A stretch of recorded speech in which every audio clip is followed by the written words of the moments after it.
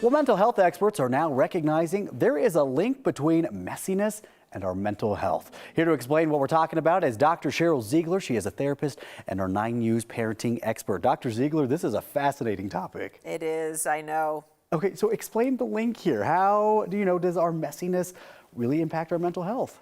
Yeah, what we know is it can be actually a relationship that goes either way. So meaning that if you're experiencing depression, anxiety, you oftentimes look around your space, often the bedroom, and you see these doom piles, they're called, or depression rooms where there's just stuff and old food, cans, things just everywhere.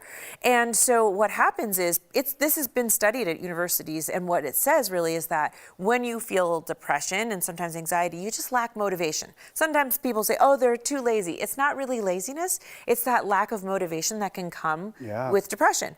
And it's also been studied on the flip side. So let's say you don't have depression or anxiety, but your space is really messy. Well, that then contributes to poor self-esteem, shame, and even poor sleep. So we know that people that were studied had higher levels of cortisol, which is a stress hormone, running through their bodies when they lived in a cluttered space. Oh, that is fascinating. Okay, so we know that there are specific mental conditions that can really be born of this. Which ones are those we talking about? ADHD, autism, anxiety, and depression. Interesting. How do we find that out? Well, because what's studied is really executive functioning. So executive functioning is what happens in the frontal part of your brain that helps you plan and organize and sustain that organization, right? First you do this, then this. That's executive functioning. So within those disorders, you oftentimes see the executive functioning get compromised. Yes, okay, that's interesting. We were also talking about we can get stuck in this toxic wheel of torture, essentially, where you're right, when it's depression, it's not laziness, it's a barrier that you hit, and you have a hard time trying to get through your daily tasks. But then you're upset that it's messy, and so then your messiness causes your bad mental health, which your mental health was the thing that caused you not to clean in the first place. No, I know, isn't that so hard? So what they've really studied and looked at is when you exist within that space and you think, okay, today might be the day, right? You do it. It feels so overwhelming, and there's a disorganization that happens in your cognitive processing where you really truly are like, I don't even know where I would start, right? And then we all know what happens. When we feel like we don't know where to start, we feel defeated before we even started, and we just avoid it. You're so right about that. Do you have any kind of advice for anybody that might be struggling with this very thing this morning?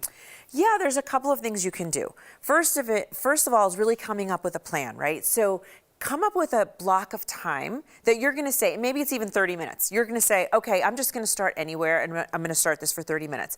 Another thing that professional organizers will say is create your piles. So your keep pile, your giveaway pile, and just your throwaway pile. And even that, it feels good. Like maybe you just look and you're so overwhelmed, you go, well, I know what I can throw away.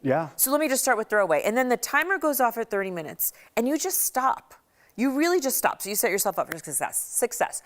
Done is better than perfect. That is a mantra. That should be everyone's mantra for everything, right? So just because you couldn't finish it, or right now you're listening to this and you're like, oh, where do I start?